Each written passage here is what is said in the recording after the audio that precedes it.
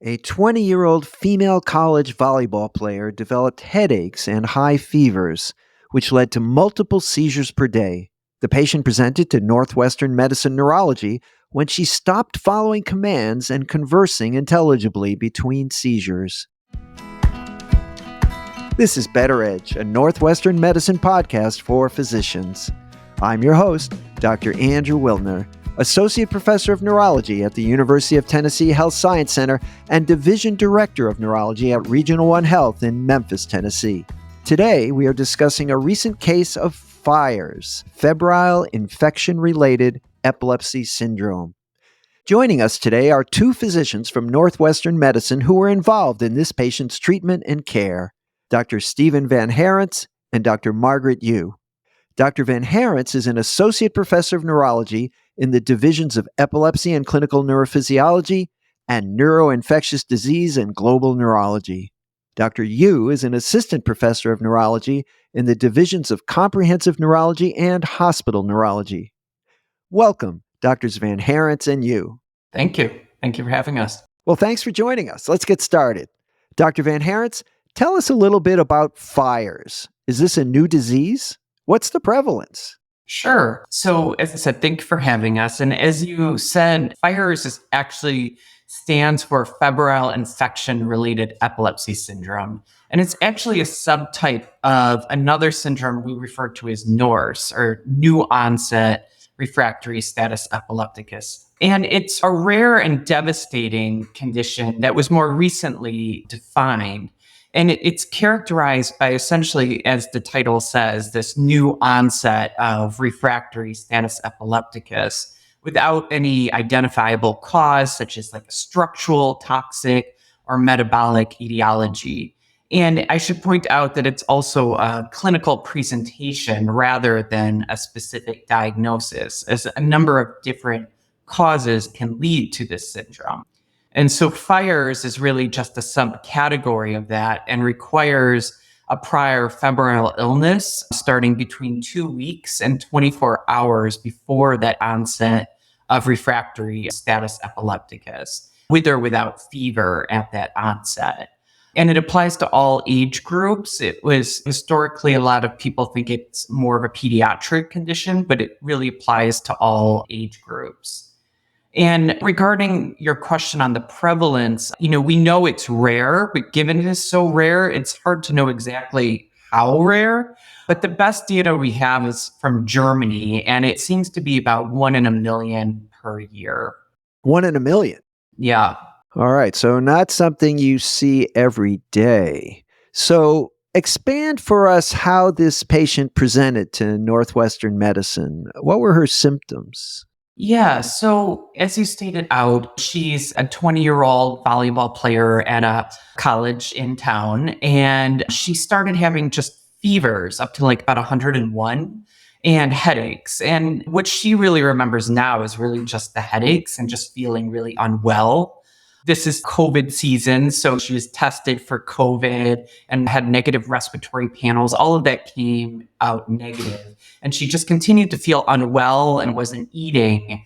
And then when they did basic blood work on her, they found that her white count was a little low. And no one really set off any clear alarms until she had her first seizure, which was about 4 days into the illness. And the seizure, as an epileptologist, I feel the need to explain what it looked like. She started with these either left head version or a right head version with the gaze deviation, and then go into a generalized tonic-clonic seizure. And so these became quite refractory, and it was at that point she was transferred to Northwestern for further management. Okay, so Dr. Yu, tell us a little bit about what you do and the types of patients you see in the emergency department. Absolutely. I am a neurohospitalist, and I split my time between Northwestern downtown at NMH and at Lake Forest Hospital in the northern suburbs. Given the wide range of reasons that patients present to the emergency department, I see a large range of different neurologic conditions. This can include new onset neurological symptoms concerning for acute ischemic stroke, or patients who have known previously well-controlled epilepsy who has a breakthrough seizure, and patients like our college athlete who we are discussing today who have really no known history of any neurological symptoms and are presenting with new rapid progression of acute neurologic change. I really love my job because I get to see such a wide diversity of patients. And when patients are acutely ill with this rapid deterioration, it can be very frightening initially, but it's also really rewarding to be able to come to a diagnosis and initiate treatment. So I came to treat this specific patient when I took over the Northwestern downtown ward service. She was initially in our neurosciences ICU after she was transferred from the outside hospital.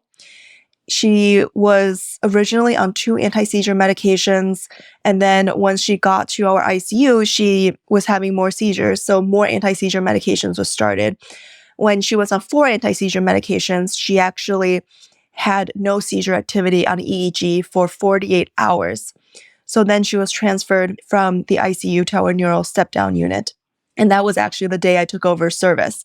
However, her seizure frequency started increasing again after that initial period of stability.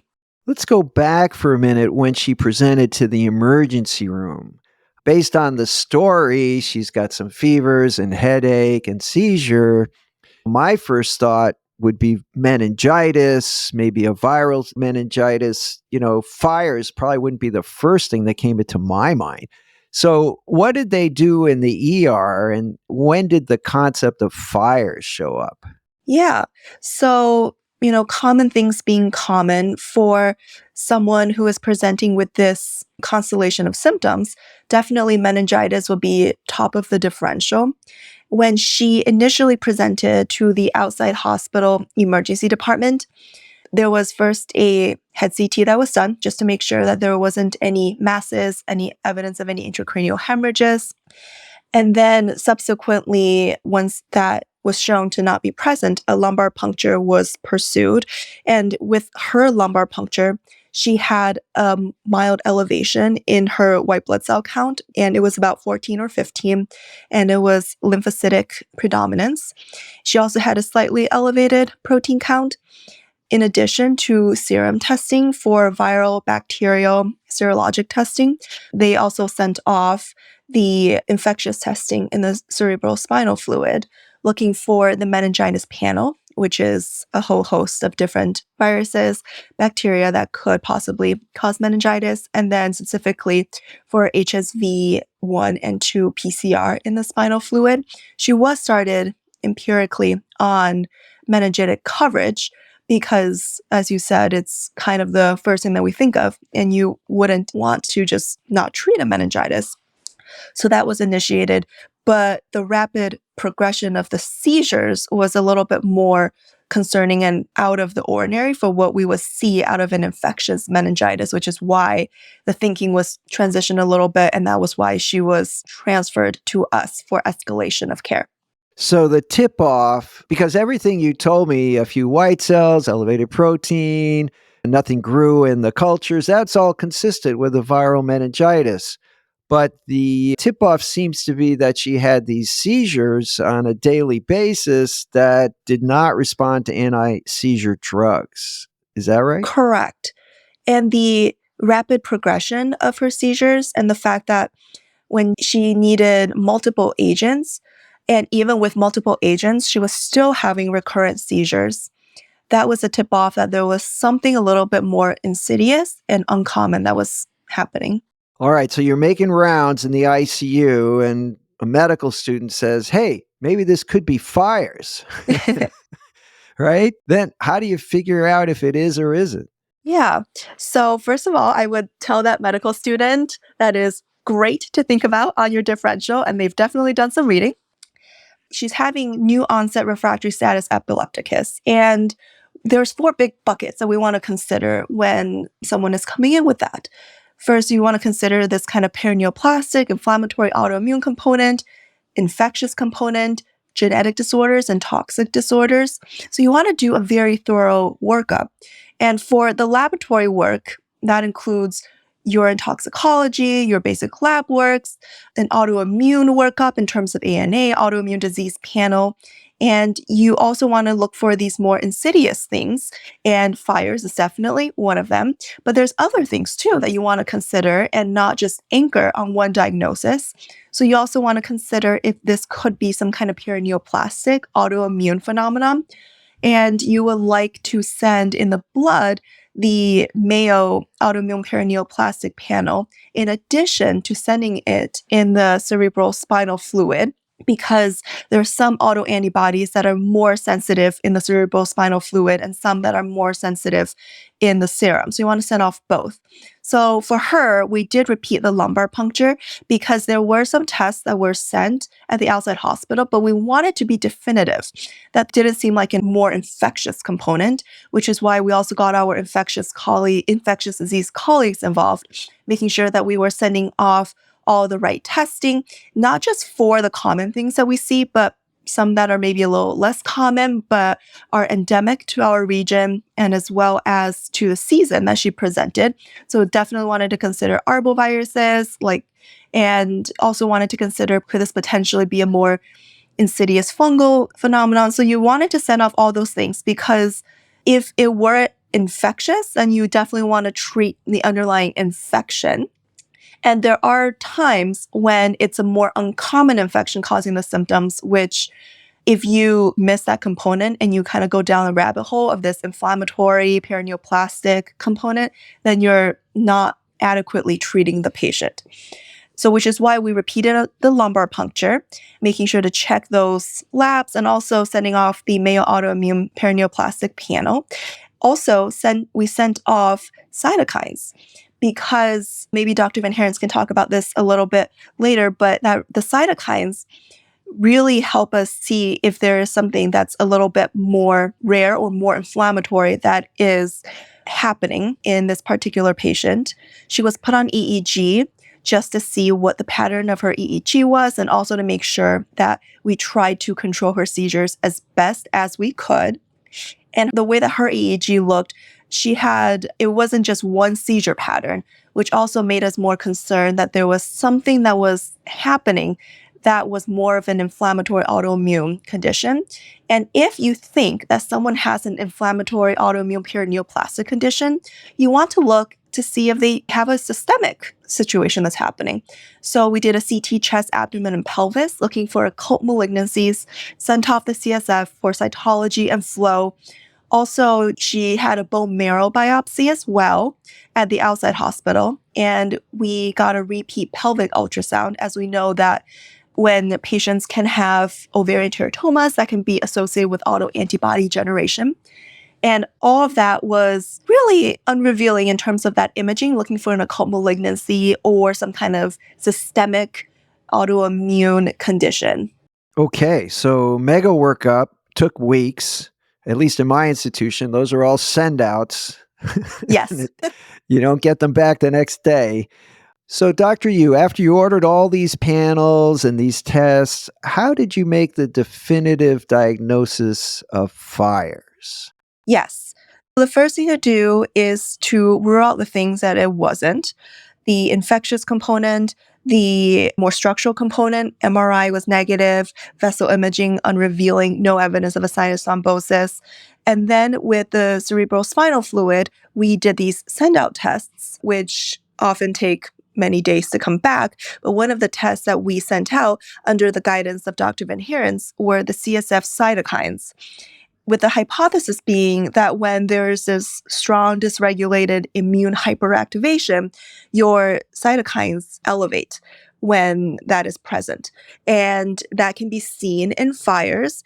It's not saying that everybody who comes in with a cytokine elevation in their spinal fluid has fires, but it is strongly suggestive that there is this kind of inflammatory immune hyperactivation that is present in the right clinical picture. Okay. So I guess the cytokines were elevated, right? Correct. So is there an anti-cytokine potion? What do you do now? Yeah. So before we got the cytokines that were even elevated, we had been in close contact with our epilepsy team. And the idea was that it just smelled like this was some kind of inflammatory immune-mediated process. So we already started with immunomodulating treatments with IV steroids as well as IVIG. However, before the cytokines came back, we didn't say we were going to start something for fires, but when they came back elevated and she really fit into that clinical picture, then we started the drug called anakinra, which is an inhibitor of IL-1. It has been shown to be helpful in these kinds of situations, mostly in the pediatric population, more so as it is more commonly seen in the pediatric population. Wow, so real state-of-the-art therapy. So how did she do? She did really well on the inpatient side. Initially, it was so scary with all these seizures, but we had a great team working to stabilize her and make sure that she was doing well, and we had our great nurses and our techs who monitored her so closely. And most of all, we have a world-renowned expert in autoimmune epilepsy, Dr. VanHaerents, who's really been involved in her case since the beginning. And since he was involved, he knew her case very well. And when she transitioned to the outpatient setting, it was a very smooth transition. Dr. VanHaerents, give us an update. How's she doing? So she's been doing remarkably well. As most patients with fires, she had a road of recovery afterwards, but she's been returning back to school. She's been taking full-time classes. She's back to playing Division I volleyball. She has had a couple breakthrough seizures, but obviously not back in status or in the ICU. And we've been titrating medications for her tolerance and have also been lowering the anakinra as well. Well, that's fantastic. And she's, I guess, just on 1 or 2 anti-seizure drugs now instead of 4? Well, she was on 5. And now she's on 3.5, I guess I would say. So we're making progress, but as you know, it is a slow process. It's not one that can be done quickly. And like many patients post NORS or fires, they're not cured per se, and that many of them will go on to have lifelong epilepsy as a result. All right, let me ask both of you to address this question as you wish. What can neurologists learn about this case? What are the key takeaways? I would say, despite proposed algorithms, up to 40% of status epilepticus patients will remain refractory. And delayed etiology and recognition, particularly autoimmune causes, can contribute to poor outcome. So I would say to keep autoimmune and autoinflammatory causes in your differential when seeing a status epilepticus patient, and recognize that about half of these, if you do see, an adult NORS patient, that their etiologies can remain unknown. But we have now published recommendations and guidelines, which are based a lot on case reports, but a lot of expert opinion on how to guide these therapies moving forward. And hopefully more research down the line will better solidify these treatment options. One practical point, I'm curious, the next time I do an LP in a status patient, should I send it for cytokines? Is that something that's readily available? So I wouldn't say it's readily available, and not every institution can send them off. We're lucky that we can, although there is a delay in getting them back. So I don't think that should preclude you from treatment. When I advise people on what to do in these cases, first, once you stabilize the seizures with either using anesthetic drugs, once you kind of have gone through that diagnostic algorithm looking for if this was, as Dr. Yu pointed out, like paraneoplastic, and you've done the cancer screens, you've looked for is there any inborn errors of metabolism? Is this an immune compromised patient? Is this infectious? Does this seem like it's a mitochondrial disorder? Once you've kind of gone through that diagnostic algorithm and these maintain being cryptogenic or an unknown etiology, that you really want to start initiating these immune therapies. And you start, as Dr. Yu said in this case, we start typically with either steroids or intravenous immunoglobulins. But if you get an incomplete response, that's when you want to start things like ketogenic diet. And if there's no antibody confirmed or you don't have it back yet, to start these proconvulsant cytokine inhibitors like anakinra, which is an IL-1 receptor antagonist, or tocilizumab, which is an IL-6 antagonist. So I would say yes, but you also have to know what you're sending as well, and how these patients can also develop ICU infections and other things that can also change these kind of cytokines. So they do have a limited use if not tested very early. Okay, well, Dr. VanHaerents, I want to thank you very much for those recommendations. Thanks again to both of you, Dr. VanHaerents and Dr. Yu, for joining me today on Better Edge. Thank you you for so having much. To refer your patient or for more information, head on over to our website at breakthroughsforphysicians.nm.org/neuro to get connected with one of our providers. And that wraps up this episode of Better Edge, a Northwestern medicine podcast for physicians. I'm your host, Dr. Andrew Wilner. Thank you for listening.